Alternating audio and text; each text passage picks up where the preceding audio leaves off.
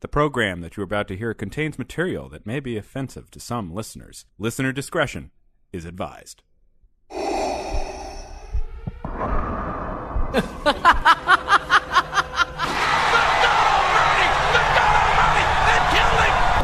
Go ahead. Make my day. 2, 1, 0.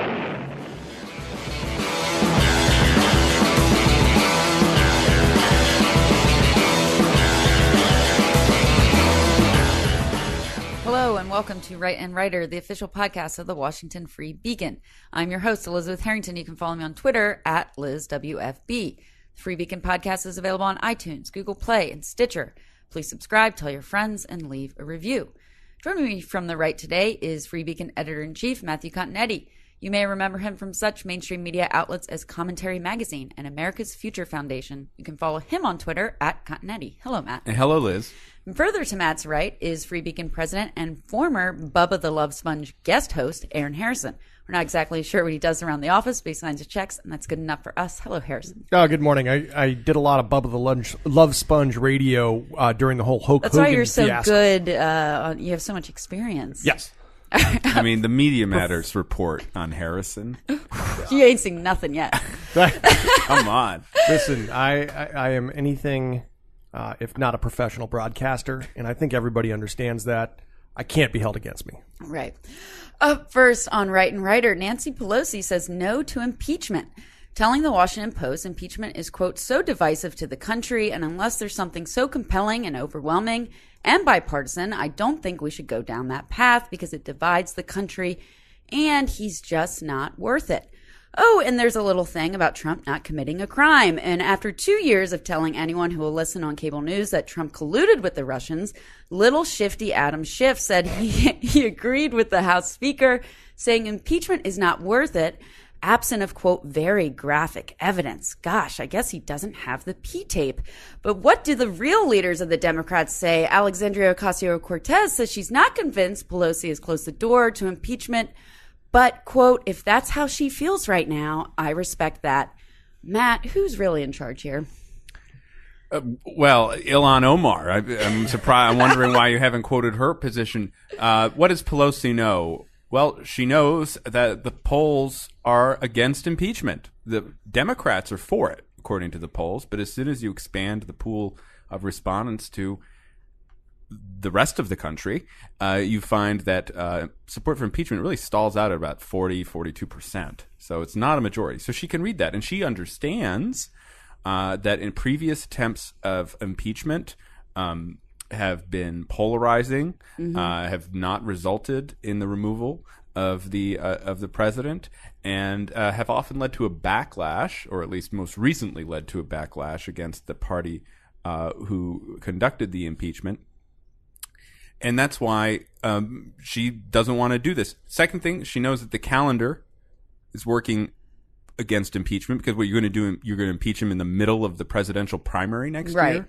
That's when the trial most likely would be at this point. And third, she knows that there's nothing there. She knows that what they found so far is a bunch of shady contacts with Russian-aligned people, and this kind of search that happened. You know, the Trump campaign seemed desperate to find those 30,000 emails Hillary deleted, right? Separate from the emails that actually leaked, the Podesta and Assange emails that leaked. What they wanted were the 30,000 she deleted, and that's what they seem to have talked about with the various Russian-type people. There's that, and then there's the alleged campaign finance violation because of the payment to Michael Cohen to quash the Stormy Daniels story. That's not, neither of those amount rises to high crimes and misdemeanors. Pelosi knows all these things, and that's why she's against impeaching Trump before 2020. Harrison. If they proceeded with impeachment, there's an end game there. They don't want this to end. It's too much fun for them to continue to dig up investigations, create false narratives, to just make up anything against Trump that might seem like it could be potentially one day, possibly impeachment worthy. If they actually went through with the House impeachment and then it gets kicked over to the Senate votes it down immediately, and then what? Like they're going to impeach him again? I mean, I guess they could keep trying that, but that is such a distraction. There would be no agenda items that would ever be accomplished, and it would be a dysfunctional government. It's way more politically advantageous for Pelosi to keep this stuff alive indefinitely.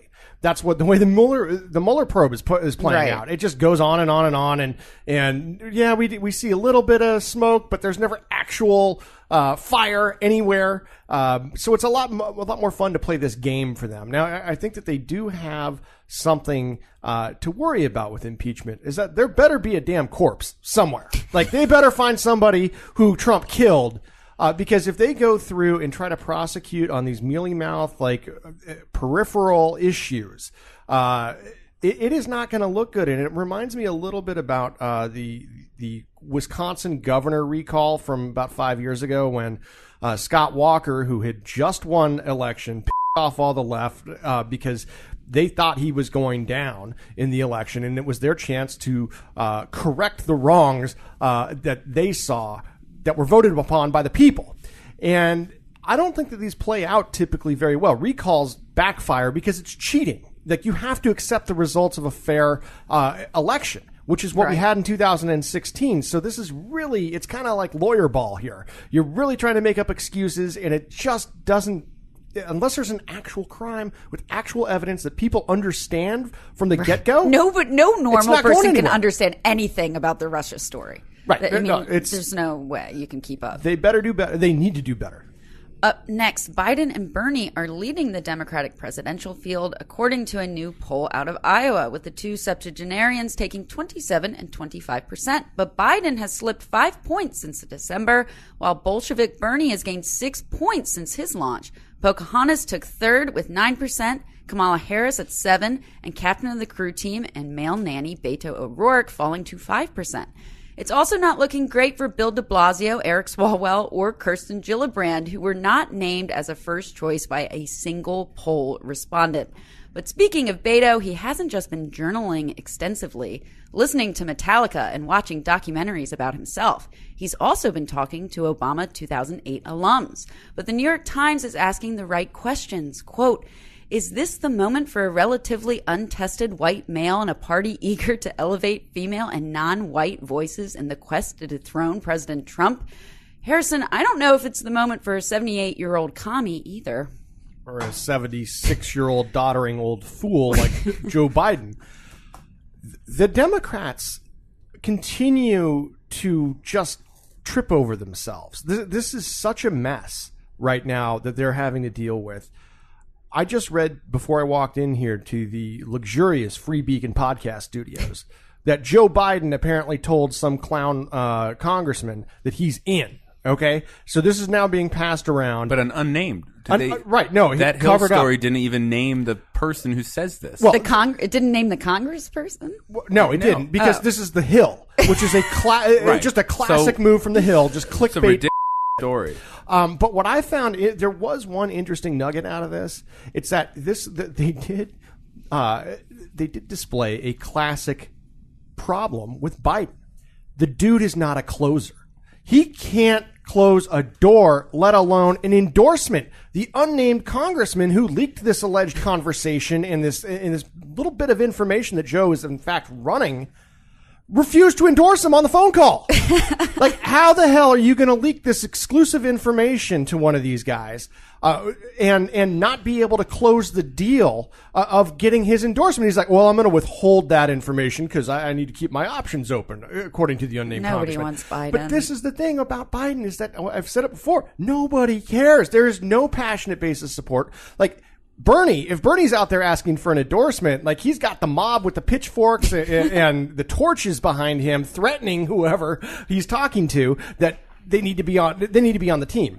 Biden can't close. A lot of other closers out there right now. Matt, I had this thought, this morning 4 years ago at this time, I basically understood, with one giant exception, what the field and the GOP primary would look like, right? You had Jeb Bush out there, you had Rubio out there, you had Ted Cruz out there. You kind of saw where the divide in the party, establishment versus grassroots, Tea Party versus Bush, that type of thing. Now, of course, the one giant exception was Trump.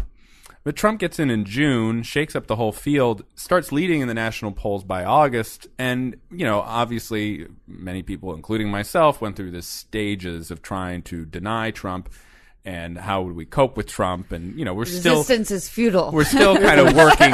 We're still working through that. It was basically the opposite reaction of me, who jumped in. You jumped both in right feet away. Straight into the deep end. But even by November of 2015, I was writing, he could become the president. Yeah. Right now, I have no idea what's happening in the Democratic primary. I really don't. I don't understand who's competing against who.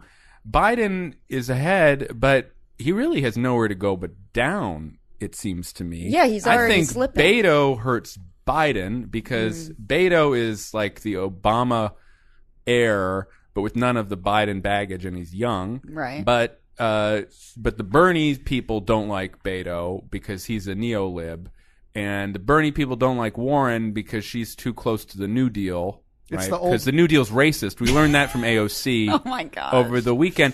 Kamala had that okay launch, but then she kind of stepped in it with she all wants of her to be all various things to all comments, people. and she's still stuck there at 9%. Well, they're all playing identity politics too. I mean, look at where does everybody? They're not doing enough because now Stacey Abrams, she took back her. Yeah, what was I'm not that gonna about? run. She took back, and within the course of 4 hours yesterday, she went from America, I'm sorry, I'm not going to be ready to be your president until 2028. That was where she was in the morning. But then she decided around noon in her South by Southwest interview, I had some thoughts, I had some conversations, and I've decided the time is now. Well, this is so what President Stacey's now. This is what happens when there's no heavy on the Democratic field. Nobody can intimidate anybody else from getting in. Right. I don't know what's happening. Now, I mean, the first debate is in June. Right. I assume that Biden and Beto will be on the stage with Bernie, Kamala, Warren, and like half a dozen other people who don't matter. And that will be our first clue to see where the real fault lines are. Yeah. But right now, and one other note, I don't think Gillibrand makes it to September. That's my new prediction. She's It's fumbling. bad. She had the scandal happen today. Oh, right, with the sexual I harassment. know everything. Sonny's telling us that everything is coming up Andrew Yang. Yeah, he's the dark horse. Right. But you know what? He has a coherent worldview. He's out there on Twitter. Didn't he say that he just realized Nicolas Cage might have donated to him? He might be on the stage. Dark horse. He might be on the stage and not Gillibrand. Oh, yeah. Or She's Swalwell. toast, right? Well, think about the Gillibrand incident. Like, that is not a winner. What's her key moment of this election so far? It was when she was giving a speech at the pizza ranch in the middle of Iowa, and the woman just like there's like some woman patron there who just like plows her way through the Gillibrand crowd all the way up and past Gillibrand. I want nothing to do with this woman. Just need me some ranch. That was the best. That is not the mark That of a and winner. the eating the chicken with a knife They would and say fork. that. They would say that about any of the people running, with the exception of Biden, the exception of Sanders, maybe Beto. And I think- you know, I mean, think I Yeah, don't. they're Biden not is- into I don't this think field. they. Oh well, people will know who Joe Biden Yes, is. He's they the know vice who he is. president. Yes. I'm just saying, Kamala Harris. You see these photos of her as she's on the quiet car in the Acela. Yep. She just looks like a regular person. Yeah, well, No this one is knows who she Cory is. Booker, This is- people are kind of weirded out by him. Oh, is why so my weird. sleeper He was pick- trying to hug everybody. Well, this is why my sleeper for the Dems right now is De Blasio. He has that Did you- radical. But did you see That that quote? article Did you was see that great amazing. quote where He is- his own aides were saying that they said it was a terrible idea. Yes, no, it is for them. But Even his wife is like, I don't think he's, so. but you want to see a guy that sticks out of the crowd. He's like 6'8". He's like this lumbering giant that goes through this band of communists. He's the one. He is a true believer with Bernie. So True. the real choice here is going to be between Bernie and De Blasio. It's like, do you want new communism or old communism? It doesn't matter. It's the same story. All right, up next, half of Generation Z wants to live in a socialist country, according to a new Harris poll. After being thoroughly indoctrinated by academia and the media, Generation Z and millennials say the top issues to them are global warming and mass shootings. 73% say the government should provide universal health care, while 67% said the government should give them free college. 78% did say we should be allowed to have private insurance. Gee, thanks, Matt. If 49% of them prefer living in a socialist country, I'm sure they'd be happy to move to Venezuela. No, unfortunately, they won't be. This is really disturbing to me, and I've been following it. And I think like a lot of conservatives, I had the initial reaction of just kind of like, dismissing it and saying, oh, well, they're kids. They're going to grow up. They're going to have families. Of course, they're not going to have families now. And they're not going to get married until their 40s. And so I'm really think conservatives need to begin thinking seriously about this challenge. It's a generational one. It's how do you appeal to people on the basis of democratic capitalism or even of nationalism? How do you communicate your ideas in the type of social media environment we have today? We haven't begun to grasp the size of the challenge, and we're too kind of I think snark. I mean, I love snarky. If anyone who reads the Free Beacon can tell, but I mean, we're kind of too snarky about this. These people are going to eventually start voting, and it's going to be something a huge like 37% of the electorate. Yeah, right, and they're nuts. It's bad. Harrison, maybe we should just stop sending anybody to college. No, we need to abolish the Department of Education. Right. We need to eliminate all grants to college. This needs to be a 100% merit-based system. Listen, I've been noticing this. This is going to shock a lot of people. But my takeaway of the Democratic Party and the new generation that's coming up that comes out of the education system in this country is that it's basically there are two things that are taught. Number one is grievance. It's the politics of grievance. Everybody needs to be aggrieved on some reason against the established history of this country that made this country a capitalist world power.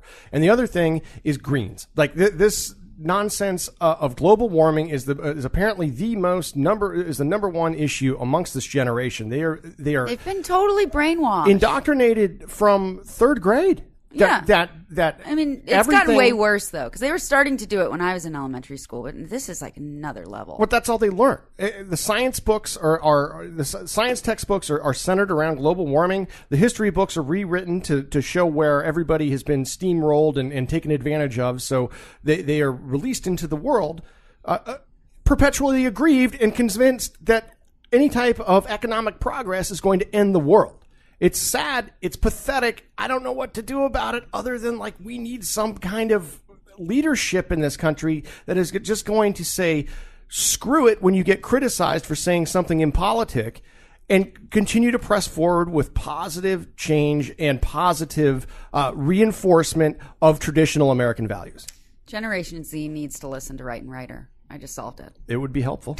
All right, now it's time to check in with our favorite noted pop culture expert, Cassie Schur. Hello, Cassie. Hi, Liz. How's it going? It is going great. We're only halfway through the longest finale in Bachelor history. I have to agree with Matt. This show sucks. What? What? No need to go any further. Let's move on to the next segment. No. This show, I gotta say, I was with you on that. The first 15 minutes were good. I was with you on that. Boo-hoo. Until the last two episodes I have found compelling, from the opening minute to the closing cliffhanger, which we are now experiencing between tonight and tomorrow night's show. Right. Last night's and tonight's show. All right, so what happened? So last night, they start off the show with Colton lost in the wilderness of Portugal. Chris Harrison is freaking out. Winded after, like, jogging for 10 steps. Lightly jogging in his khakis down Amazing. the street. They find Colton. He's crying his eyes out because after all the girls warned him, Cassie wasn't here for the right reasons. Lo and behold, she leaves him. I'm starting to think Colton's not well. He's so dumb. Chris Harrison's face when he tells him, like, I think she, as in Cassie, I think she loves me. Chris Harrison's face said it all. It was like, and he even says, what if she's just not that into you? And he's like, no, I'm going to break up with everyone else. She loves me. My gut is telling me. Oh, man. So then he decides he doesn't want to be the bachelor and has two girls still waiting on him. So he has to go Poor dump Hannah them G both. never got her overnight date. No. And was writing in her journal. Colton is like the Stacey Abrams. Like in the morning of his date with Cassie, he was like, I'm not sure how I feel about her. And by lunchtime, he was like, I am in love with Cassie. And he never gave Hannah G the chance to win him over in 4 hours either. She's better than him. I called this. If you guys recall, in January when this show premiered. You said his show was done. 3 episodes in, it was beach clear Cassie. Their that he beach was in makeout love. date. Yeah. True. He would have ended the called show it. on episode 3, and here we are today with just heartbreak all over the place. But I do want to criticize the producers of The Bachelor for their casting choices. We have had 3, I think, right now, just successive duds when it comes to the Bachelor guy. I know. This is all America has to offer. The Come on. most boring, just lame It's because dudes. it's too incestuous. They keep picking need a from the whole new- same. We need actually search the country for the most eligible They need to go bachelors. That's find what they used to somebody- do, like they an need to go- heir to something. Yeah, find somebody at the mall. Like these guys, just this go is a cold failed pick NFL somebody. player. He doesn't have any money. He's not an eligible bachelor. We Give need me a break. hockey player. Those guys have some sauce. Oh, you heard it here first. All right, what else is happening? So, Jenny from the block got another rock. Jennifer Lopez is now on her 5th engagement, this time to Fifth? A-Rod. Wow, I didn't realize it was that many. Yeah, this will. Jenny gets around the block. Yeah. Her and A-Rod got engaged during their 2-year anniversary trip in the Bahamas, where he got her a rock that will sink her to the bottom of the ocean. Seriously, this thing is huge. It's valued at like $5 million. Wow, nice. Yeah. So after their engagement, Jose Canseco, who came to popularity on VH1's The Surreal Life, Is that all? I think he was a baseball player. Harrison? Can you confirm? I can confirm that Jose Canseco was a very prominent baseball Legend. player. Back before you were born, Cassie, starting around 1986. He played till about 2002, 2003, before he was blackballed, according to him. And in response, he wrote the book exposing all the steroid use in baseball. So it's kind of an interesting career track that he's taken post-baseball, is that he basically devoted himself to trolling A-Rod. He was the one who outed A-Rod in the beginning, and now he's outing A-Rod again. It's really funny. He's got beef with him. Yeah, so he came out on Twitter and was like, "Hey, J-Lo, A-Rod's cheating on you with my ex-wife." Do you think it's true?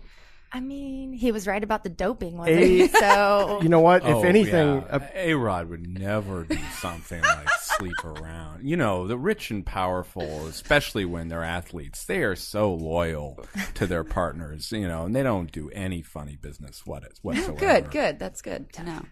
A-Rod is an interesting guy.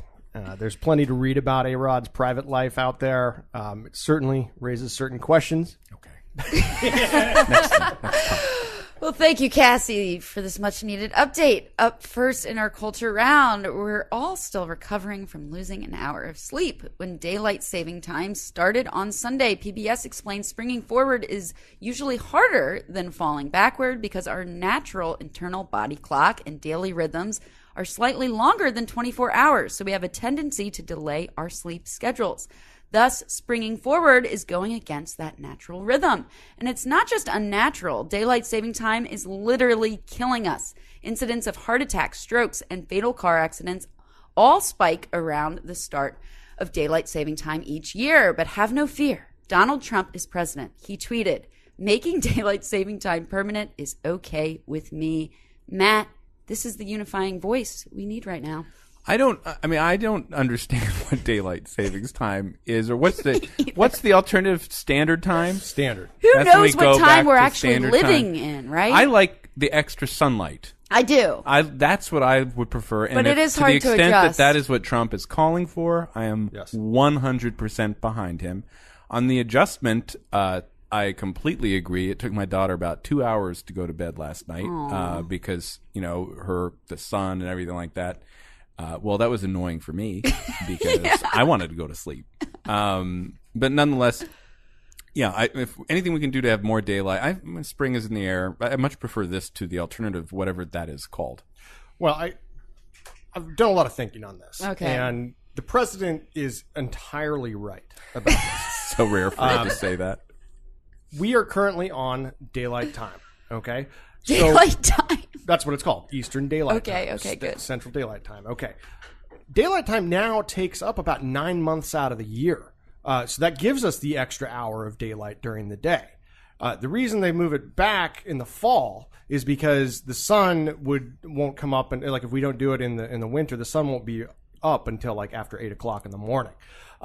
So it just kind of gets everybody started a little earlier. But the real thing about this is that I find this is a generational conflict that has been going on ever since we installed daylight savings time in World War II. Young people hate the spring forward because they're losing an hour of sleep because young people don't have any responsibilities. They can sleep in later. They get the extra hour. School starts really early. Huh? You go to school? What are you talking about? No. That's what I'm saying. This is exactly what I'm saying, is that in the spring, they lose that hour of sleep. Haven't you been paying attention? They're in school. That's why they're all socialists now.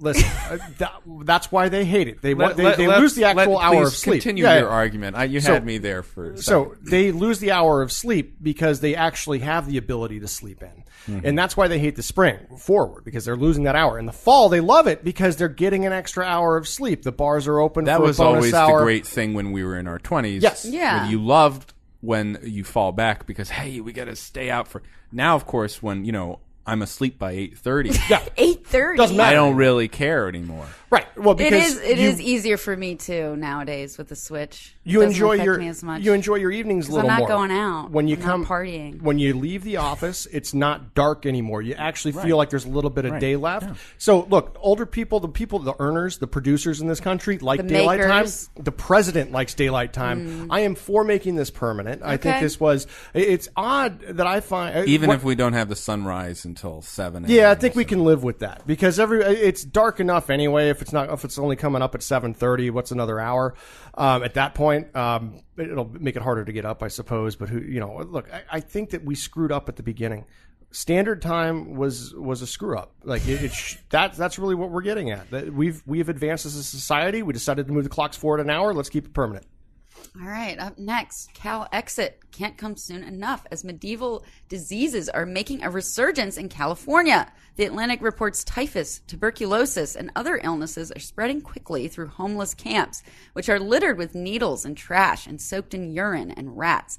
Hepatitis A spread primarily through feces, infected more than 1,000 people in Southern California in the past 2 years.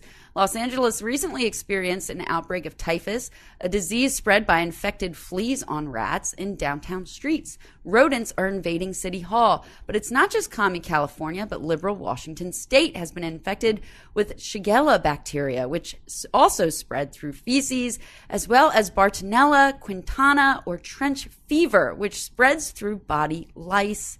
Harrison, this is the future the liberals want. It's the future they deserve. It's disgusting. They're making their bed. They need to sleep in it. This is what happens when you don't clean up the filth that they allow to pile up. I've seen the reports on 2020 and 60 Minutes where they go into these homeless. They call them camps, but they're really just stretches of like mile-long roadside that they're allowed to put tents on and just pile up the drugs and trash and refuse and poop, apparently. So, look, do you want to live like this? They get the consequences of this. I have no sympathy for them. This is progress, though. This is progressive. Look, going back to medieval times. Well, this is what usually ends progressive leadership in government is the fact that the crap that they've allowed to build up over time eventually comes back to bite them in the ass when the people say enough. Well, the thing about it is those societies are now so segmented that the wealthy progressives who allow this tolerant position where the homeless can do whatever they want and they can build whole cities of their own. Those progressives are insulated from the consequences of their actions. They're not contracting these diseases, and they don't live. They live on the coast. Or they end up moving to other states too, and they don't making need to. more. They have wonderful communities where they don't even need to see these tent cities, and their kids aren't exposed to them. And so, what does it matter? Of course, the people who are moving are the middle class people who are more confronted with these realities and then also can't sustain the cost of living. And the one thing you left out, of course, was the measles outbreaks in Washington State, where the Inslee, who's running forgot him in our 2020 line. He's another winner. How could you do that? He's the green candidate. He'll be on that stage too, maybe. He has had to declare an emergency because the anti-vaxxers has led to the resurgence of measles. It's all very depressing. It's time for new black plague. Yeah. That's really what we're getting down to. Like the fleas will invade the gated Brentwood colonies. All right. take care of the problem. Up next, researchers have solved the most pressing issue of our time, making robot voices genderless. CNBC reports on the new robot voice Q, which naturally came after a feminist complained we need male virtual assistants because she was tired of ordering Alexa and Siri around. Instead, Q is a genderless voice, a composite of 5 separate voices. Quote, we aim to get the attention of leading technological companies that work with AI to ensure that they are aware that a gender binary normativity excludes many people, and to inspire them by showing how easy it would actually be to recognize that more than 2 genders exist when developing artificial intelligence devices. One of Q's creators said, Matt, this is perfect for 2019. Tranny AI. Did you listen to it? Yes, it sounds like a demon, actually. I know. I mean, I don't even understand demonic. what a like genderless voice would be. It's gross. It doesn't know what it is. Siri and Alexa are very popular. The best computer voice ever was the voice of the USS Enterprise, D, on Star Trek The Next Generation, voiced by Majel Barrett, wife of creator Gene Roddenberry. I am totally down for the female computer voices. Only. I think someone should suggest this to the president. Right. We should put it in law. You know? Also, because what happens once you mainstream the genderless voice or the male voice, pretty soon you're going to get into the whole argument about equal pay. Right? Why are the male if the male voices or genderless voices are being paid more or more popular than the female voices, we're going to have to rectify that injustice too, won't we? Yeah, this is what always happens to us. The feminists lose to the trannies. They're taking away the female voices and giving it to some undefined thing. Harrison. Well, but even trans, no, genderless is different from trans because there you're going to a gender. You're still going to a gender. No, this is sexual. This is like agendered. You're neutral. And that's why it sounds like a demon. Yeah, it's no good. This doesn't make any sense to me. That's all right. Leave it there. It's just like the whole Bert and Ernie, are they gay lovers or not? Like, they're puppets. They don't have sexual organs. It's a robot. It's not a gender. Like, there's why do these things need genders? Like, it's a freaking robot. Nobody thinks it's an actual woman or a guy. You could probably just choose your own voice. Siri's a woman. You know that. Alexa's a woman. So, it's a robot. But it's a voice. You have to have the voice impersonate something. No, like whatever it is, I don't see gender. I am somebody who doesn't see color, gender, race, class, you name it. You don't hear it either. I don't hear any of that. I don't ascribe to any of the isms other than Americanism. Look, this just reminds me of this. Did you guys see the story about the vagina cupcakes that some crazy feminist actress? Oh my gosh! So she wanted Deborah Messing. Deborah Messing, yes, that's exactly who it was. Made some homemade cupcakes and designed them with female vaginas on them. I have to say female vaginas because let me tell you something. She had to apologize for doing so, not because she put vaginas on cupcakes, but because she was doing this in honor of female empowerment. International Women's Day. People are wrong to assume that Not females all women have vaginas. She was excluding the females that have dicks. Yeah. Until next time. Unfortunately, that's all the time we have for today's edition of Right and Writer. I'd like to give a special thanks to our producer, Elvie Ford, and of course, our free weekend guests, Matthew Cottonetti, Aaron Harrison, and Cassie Schur. Remember, find us on iTunes, Google Play, and Stitcher. Just search for Free Beacon. Please subscribe, tell your friends, and leave a positive review like listener HCHL, who says, under the crucial guidance and leadership of Liz H., the regular crew of Aaron H., Michael G., and Matthew C. gleefully go on offense for everything right and just in America and bring the pain to the crazy libs. Big thumbs up to the recent edition of Dr. Pondriver from the Gergen Institute and his drivel about national conversations. Until next time.